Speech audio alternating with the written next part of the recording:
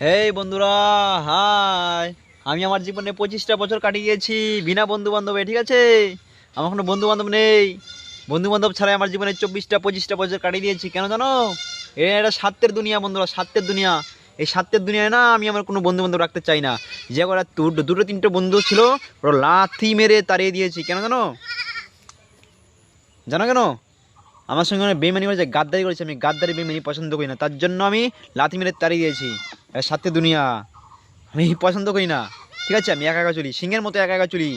বন্ধু বান্ধব নিয়ে চলে ছাগল ভেড়ার পালের মতো, ঠিক আছে?